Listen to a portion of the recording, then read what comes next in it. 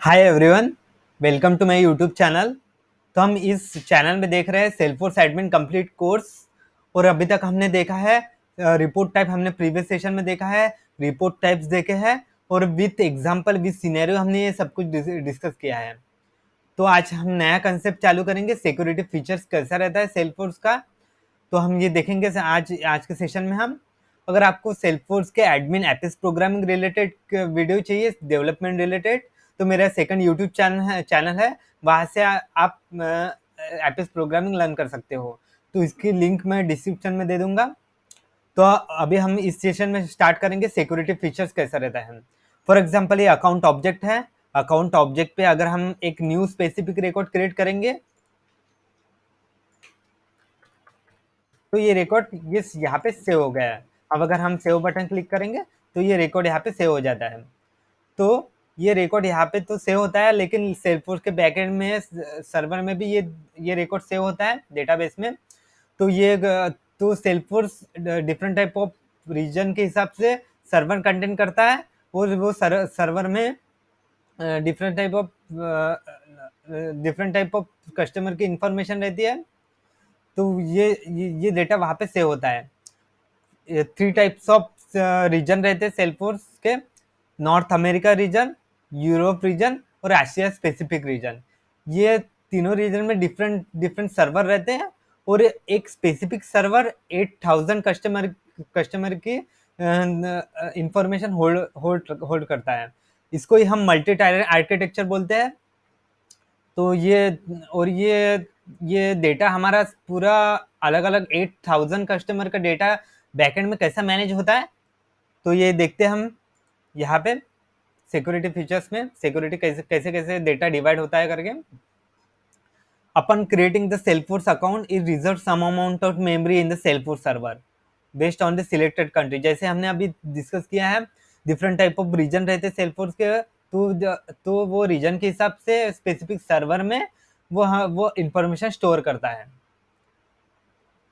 और single instant Salesforce in a single Salesforce instance, it is allocated some allocated memory 8000 plus customers salesforce.com organization और 8000 plus salesforce.com organization means रहता है एक for example हमने एक account create एक सेल्फोर्स का क्रेडेंशियल क्रिएट किया है। तो उसको ये कस्टमर है, उसको ये हम एक ऑर्ग ऑर्क बोलते हैं उसको, ऑर्क ऑर्क 1 ऑर्क 2 ऐसे 8000 कस्टमर के ऑर्क 8000 तक एक सर्वर में यहाँ पे सेव होता है। ये AP2 AP2 मीन्स ये सर्वर का नेम है। AP मीनिंग होता है आशिया स्पेसिफिक रीजन। मीन्स ये स्पेसिफिक रीजन में ये स्पेसिफिक नंबर का 2 नंबर का सर्वर है। तो ये 2 नंबर के सर्वर में हमारी इंफॉर्मेशन स्टोर हो रही है। इसका नोटेशन ऐसा रहता है। और ये एक सर्वर में 8000 कस्टमर की इंफॉर्मेशन सेव होती है। NA मीन्स होता है नॉर्थ अमेरिका। तो ये 3 टाइप से सर्वर से डिवाइड होता है, नंबर ऑफ कस्टमर, और एक एक सर्वर 8000 कस्टमर की इंफॉर्मेशन स्टोर करता है। तो ये इंपॉर्टेंट है। तो उसके बाद में Salesforce maintain common set of standard object for और organization instance. Salesforce not maintain separate set of object for each organization. For example यहाँ पे डायग्राम्स हम यहाँ पे समझने की कोशिश करेंगे। हम फॉर एग्जांपल हमने एक स्पेसिफिक ऑब्जेक्ट क्रिएट किया है। ये अकाउंट ऑब्जेक्ट है। तो अकाउंट ऑब्जेक्ट एक ऑर्गेनाइजेशन है। ऑर्गेनाइजेशन में अभी हमने जैसे क्रिएट किया अकाउंट रिकॉर्ड क्रिएट किया अकाउंट ऑब्जेक्ट में। तो ये डेटाबेस डॉट कॉम है, सर्वर में स्पेसिफिक सर्वर में डेटाबेस में ये सेव हो रहा है हमारा अकाउंट रिकॉर्ड। तो अकाउंट रिकॉर्ड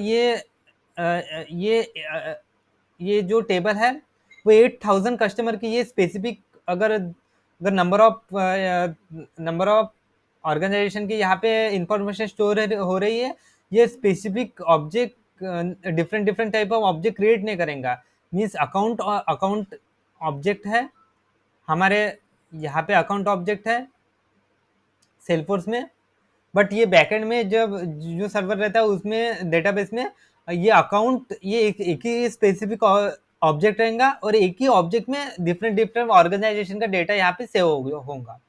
मीन्स ऑर्गेनाइजेशन, अगर मेरी ऑर्गेनाइजेशन डिफरेंट है, फॉर एग्जांपल अगर सेकंड पर्सन है उसका ऑर्गेनाइजेशन डिफरेंट है, ऐसे 8,000 कस्टमर रहेंगे डिफरेंट डिफरेंस के, तो 8,000 के लिए 8,000 ऑब्जेक्ट ये क्रिएट नहीं करेंगे बैकएंड में। तो एक एक सर्वर में एक एक ऑब्जेक्ट में ये सब कुछ मेंटेन होगा 8,000 कस्टमर का डेटा। तो ये इसको ही हम बोलते हैं मल्टी टैलेंट आर्किटेक्चर। एक ही सर्वर मेंटेन कर रहा है ये सब कुछ। तो सेकंड पॉइंट देखते हैं हम, Salesforce maintain common set of standard object, ये हो गया।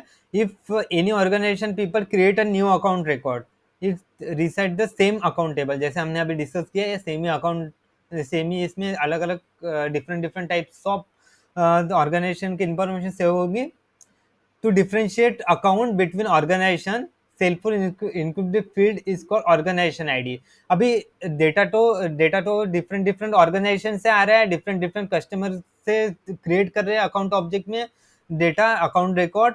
तो उस कंडीशन में ये क्या क्या कैप्चर करेंगे, ऑर्गेनाइजेशन आईडी। जैसे हम देख सकते हैं ऑर्गेनाइजेशन आईडी से डेटा डिवाइड हो गया है, एक स्पेसिफिक ऑर्गेनाइजेशन आईडी रहता है हमारे इधर। जैसे हम ये मेरा क्रेडेंशियल है, मैं यहाँ पे अगर ऑर्गेनाइजेशन आईडी मुझे चेक करना है,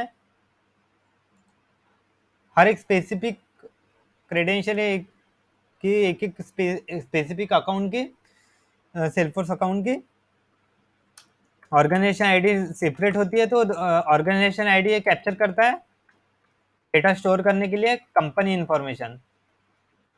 कंपनी इंफॉर्मेशन हमें हमें क्लिक करना पड़ेगा अगर हमें ऑर्गेनाइजेशन आईडी चेक करनी है। ये यूनिक आईडी आईडी रहेंगी है।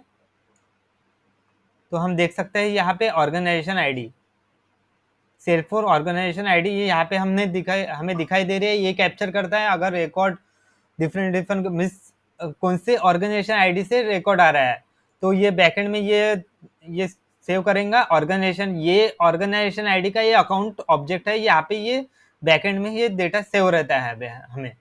फिर उसके बाद में हमारा ये डेटा यहाँ पे जो रिकॉर्ड ये हमें शो हो रहा है, ये टेस्ट हमें जो अभी क्रिएट किया, ये सब कुछ कैप्चर करता है। ये organization ID first organization ID ये कैप्चर करेगा ये डिफरेंशियल अकाउंट करने के लिए। फिर if the multiple user exist in the organization, then they differentiate the record between user inside the organization। Salesforce maintain the user ID for each object which contain user ID of person who the create a record। अभी user ID हमें हमने हम एक सेल्फोर्स में different type of user select कर सकते हैं। हम यूजर मैनेजमेंट जब अभी स्टार्ट करेंगे नेक्स्ट सेशन में, तब हम देखेंगे यूजर हम कैसे क्रिएट करेंगे।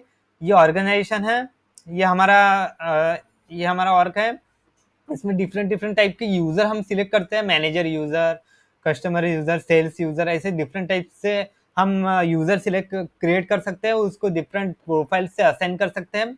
और ये डिफरेंट अगर एक ही ऑर्गेनाइजेशन रहा, एक ही ऑर्गेनाइजेशन है और उसमें डिफरेंट डिफरेंट यूजर है, अभी different different user different different record create करेंगे, तो उस कंडीशन में हमारा ये बैकएंड में रिकॉर्ड कैसे से होगा।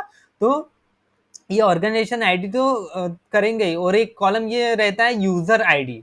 यूजर आईडी का भी एक कॉलम रहता है हमारा ऑर्गेनाइजेशन आईडी और user ID. Based on the organization and user ID से हमारा बैकएंड में एक ही स्टैंडर्ड ऑब्जेक्ट में ये different different types of organization का डेटा यहाँ पे सेव होता है एक ही ऑब्जेक्ट में।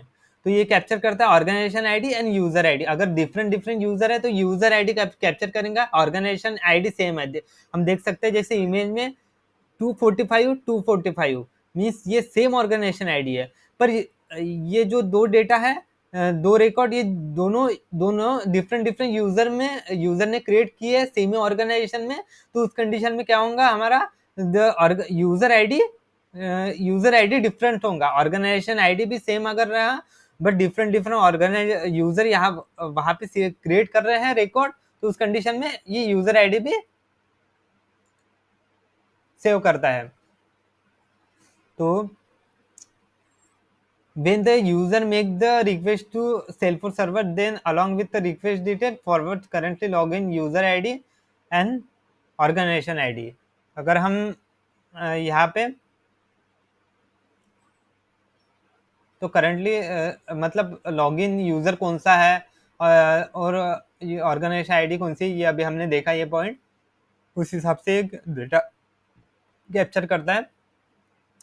तो ये सब कुछ डेटा यहाँ पे ये करता है।